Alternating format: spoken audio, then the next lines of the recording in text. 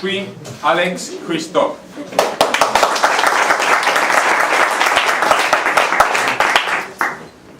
When I was a child, my country was busy building communism. Or was it socialism? Oh well, we were building something. We were feverishly producing radios, computers, and chestnuts. And chestnuts must have been particularly important, probably to bombard the Americans with them. Because every single fall we had a chestnut gathering campaign, and each of us had to bring in 30 kilograms of chestnuts. Near the place where I lived, there was a small park, and in the park there was a huge old chestnut tree. Now, what's the best way to get chestnuts out of a chestnut tree? Well, obviously by throwing stones at them. So I remember myself picking that huge stone, strategically positioning myself under the chestnut tree and throwing the stone up with my whole mind. And, budding scientist as I was, I remained right underneath the tree, looking up and observing the results. You know what? Newton did not have a clue about what gravity really is.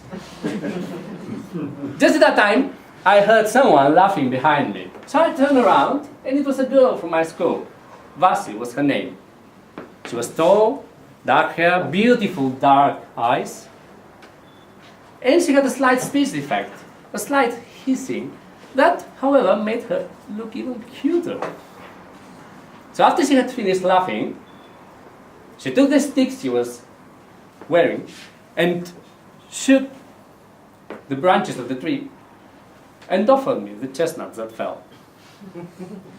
Do you want that we pick chestnuts together? She asked. After that meeting, day after day, after school, we rode our bicycles to the park and laughingly, jokingly, the three of us, she, I, and my huge head bump, gathered chestnuts till dusk. And slowly, almost imperceptibly, a feeling began to grow between us. A feeling that I didn't recognize back at that time. Fall went by, and in the middle of the winter, I learned that she had to switch schools. The communist planners, the almighty communist planners, had decided that her parents should go build communism somewhere else. She was going to stay in the same city, but for me as a child, that was almost as if she was being taken to the other side of the world. The day we said goodbye, I was particularly gloomy and sad. Look, she said, do you remember the chestnut tree where we met? Oh, you bet I remember. Let's do the following. When you're at home at night, lean out of the window and watch the chestnut tree. And from my home, I'll do the same. And though we are apart, our eyes will meet in the distance. And besides, we can always have fun on Sundays, ride the bicycles at the park. So my days were, in the mornings, during the day, I went to school, and in the afternoons, I gazed at the chestnut tree, waiting for the weekend. Then one Sunday, she didn't come. Her parents told me her bicycle had skidded, and she had fallen. I am not the only clumsy one here, I said to myself. I'm gonna have a huge laugh when we meet. But then the next Sunday she didn't come either. Nor the next Sunday. So finally, after 3 weeks, it gleamed on me that maybe I should go see her. I remember when I entered that hospital room, she was calmly sleeping with a faint smile on her face. So I said, okay, I'll just sit here, wait for her to wake up. And I waited, and waited, and waited.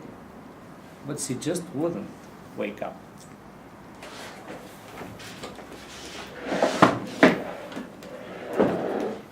The fall had caused an undetected brain hemorrhage, and she had slipped into an irreversible coma. It was so strange being in that room, that cold hospital room, unable to understand how it was possible that someone without even a visible bruise could be so broken on the inside. I remember perfectly the day they turned off her life support. It was as easy as flipping a switch.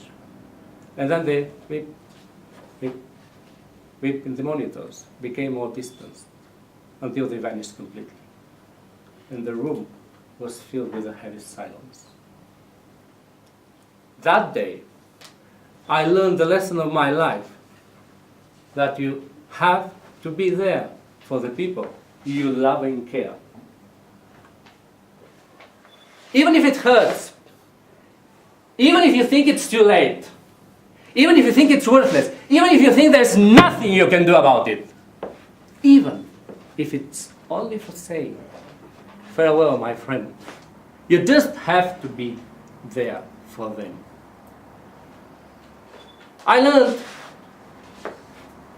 that the words of kindness you didn't say will remain unspoken forever. The helping hand you didn't lend will remain unheld forever. The hug you didn't give will remain open and cold forever. I learned that you get a single shot, a single window of opportunity to make those small acts that make life worth living. Fellow Toastmasters, Mr. Contest Chair, many years have passed by since that autumn. But even nowadays, when I return to my country, I still like from time to time to sit underneath the old chestnut tree where we first met. And during the night, when I climb the stairs to my old flat, I still like to lean out of the window, gaze at the old chestnut tree, and imagine that she, wherever she is, looks back at me, and our eyes meet again. Mr. Contest Chair.